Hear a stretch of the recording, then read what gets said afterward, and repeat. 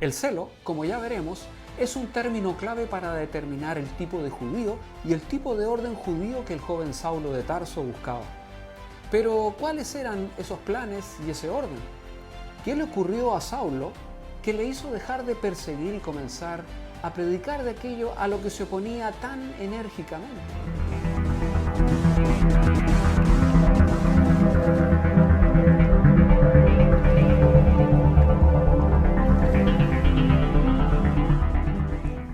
La persecución de Saulo a la iglesia y la palabra celo con que la describe ya lo sitúa en un cierto grupo del judaísmo del primer siglo. Esto presenta a un Saulo de Tarso no solo como judío, sino además como fariseo. No solo era fariseo, sino un fariseo chamaíta. Creo que no solo era un fariseo chamaíta, sino que además era el más estricto de todos. ¿Pero quiénes eran los chamaítas? Durante la generación anterior a Saulo había tenido lugar una división en el movimiento fariseo. En el reinado de Herodes el Grande aparecieron dos escuelas de pensamiento dentro del ya poderoso movimiento, siguiendo a dos grandes maestros del periodo herodiano, Hillel y Shammai. Hillel era el poco severo y Shammai el estricto.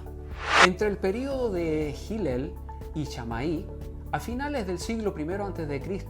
y el periodo del gran rabí Akiva, a principios del siglo II después de Cristo, aún había muchas controversias entre estas dos ramas de los fariseos. Saulo, pues, había crecido en un ambiente de intenso debate y lealtad al partido. Muchos judíos cedían ante el paganismo en muchos aspectos. Él era un chamaíta, un fariseo extremadamente estricto. Lo que hoy llamaríamos un militante extremista. Los gilelitas en general buscaban una política de vive y deja vivir. No les importaba que los Herodes, los Pilatos y también los Caifases gobernasen el mundo, incluso que gobernasen políticamente Israel, siempre y cuando los judíos se les permitiera estudiar y practicar la Torá, que era la ley judía. Pero los chamaítas no se conformaban con eso. La Torá misma demandaba que Israel estuviera libre del yugo gentil para servir a Dios en paz y que solo se llamase Señor a Yahvé, el único Dios verdadero.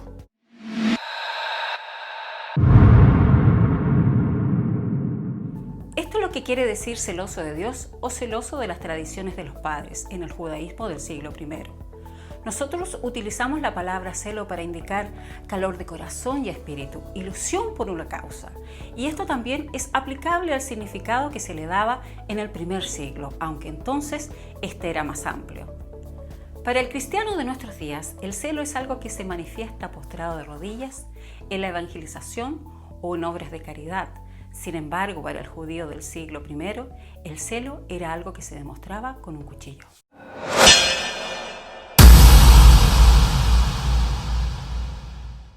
Aquellos judíos del primer siglo que aguardaban una revolución contra Roma volvían su mirada a Finés y a Elías del Antiguo Testamento y a los héroes macabeos de 2 siglos anteriores a Pablo como modelos a seguir.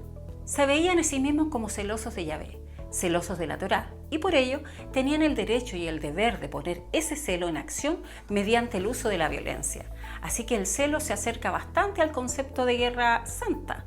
Una guerra al estilo de las guerrillas con individuos comprometidos con la causa. No debemos pensar que tales actividades revolucionarias las llevaron a cabo solo unos cuantos exaltados y que duraron un corto tiempo, como aquella que propició la guerra del 66 después de Cristo. Existen muchas pruebas de que hubo mucha actividad revolucionaria entre el siglo I a.C. y el siglo I después de Cristo. Y la gente que tomó parte, por muy sorprendente que parezca a algunos, fueron la mayoría fariseos, es decir, los chamaítas. Durante este periodo hubo gilelitas importantes, como Gamaliel, al que se le menciona brevemente en el Nuevo Testamento. Justamente él abogaba por esta posición de vive y deja vivir.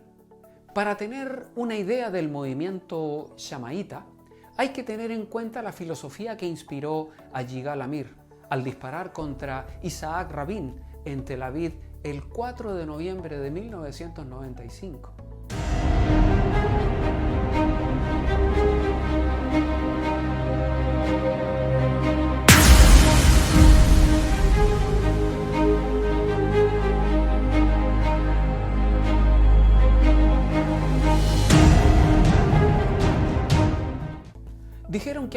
era un estudiante de Derecho, pero no quiere decir que estuviera estudiando para ser abogado, en el sentido que entendemos en Occidente, sino que estudiaba la Torá.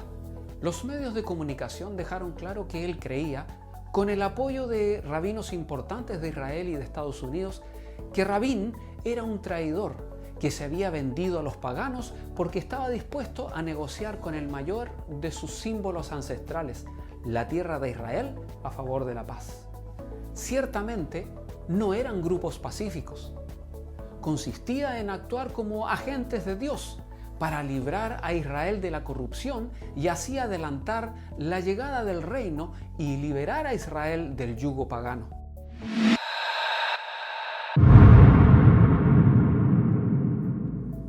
Después de la destrucción del templo en el 70 después de Cristo, parece ser que los gilelitas y los chamaitas tenían más cosas en común.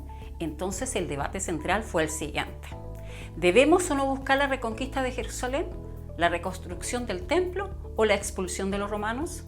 Los gilelitas defendían que solo importaba la Torá.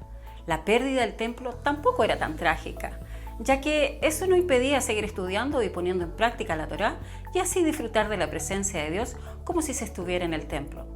Los chamaitas insistían que hacía falta una revolución más violenta. Solo se contentarían con la liberación total de Israel y llevar a cabo la reconstrucción. Amir es un buen ejemplo para comprender al joven de Tarso y sirve también para que recordemos que el celo del primer tiempo implicaba mucho más que una oración ferviente y la religiosidad del esfuerzo humano. Y hemos llegado al final de nuestro espacio de hoy, amigos.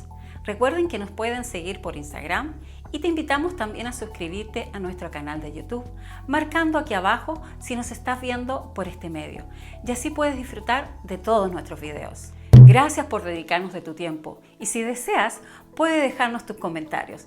Te esperamos en nuestro próximo programa. Saludos, hasta pronto.